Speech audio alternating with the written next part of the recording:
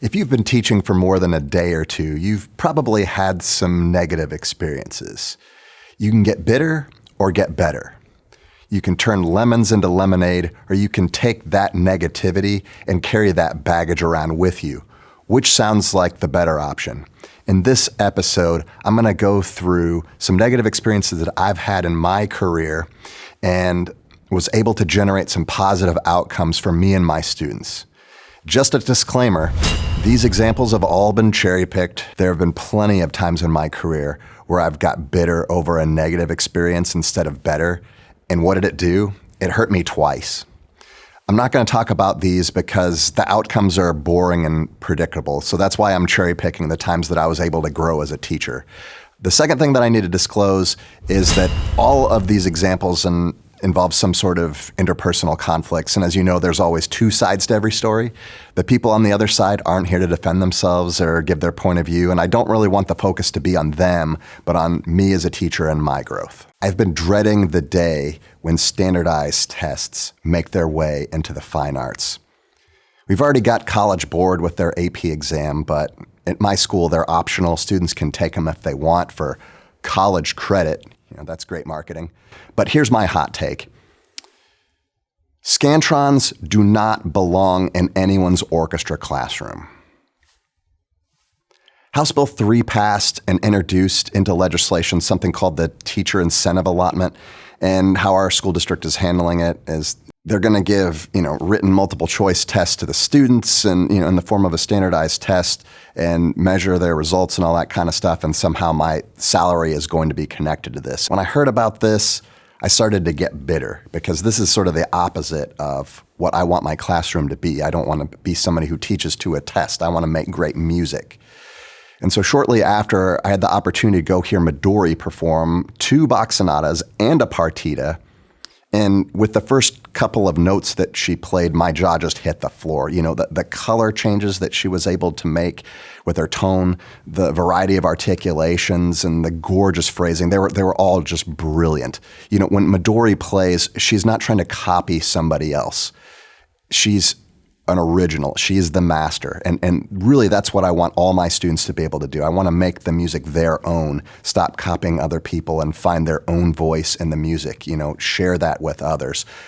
But it's not just about inspiration. As Johannes Brahms said, without craftsmanship, inspiration is a mere reed shaken in the wind. We have to act upon our inspiration and create something substantial.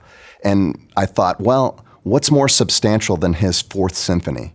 So here's a clip of our performance later that year.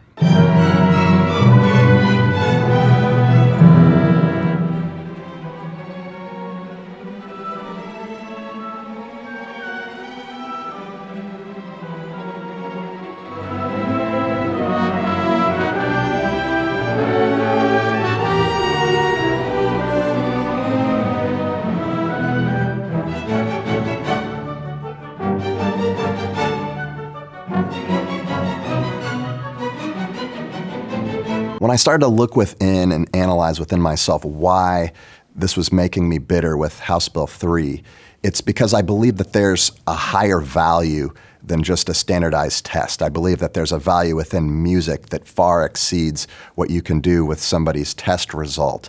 And so when we had the opportunity to play a Brahms symphony, and when I look at what it took to go into this, when we started the first day of school, and we didn't start just playing Brahms, we started with a lot easier stuff, and we built the technique over the course of time all the way up until May when we just gave it a shot. And instead of just getting angry and saying, hey, nobody's going to tell me what to teach in my orchestra classroom, nobody's going to tell me that I have to teach to a test, I just put my students have an ideal about their future and possibilities in music, and I have an ideal as well. When we merge the two of those together, we get something very different, and we get something tangible that we can act out into the world.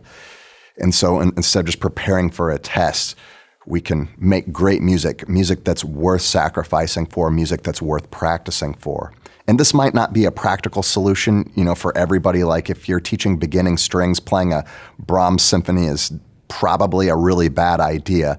But what is the equivalent for you and your students? Like, what's something that your students can attain and that want to attain that would be worth that ideal, worth the sacrifice to get closer to that ideal? What can you teach them that you can be proud of and that they can be proud of? And I think at the end of the day, that's what it's all about. Have you had a discouraging experience in your teaching? In the comment section below, please tell us your story. Did you get bitter or get better? If you got bitter, it's not too late to grow from it. I would love it if you had something that you could contribute, so please post in the comment section below, and thank you for watching.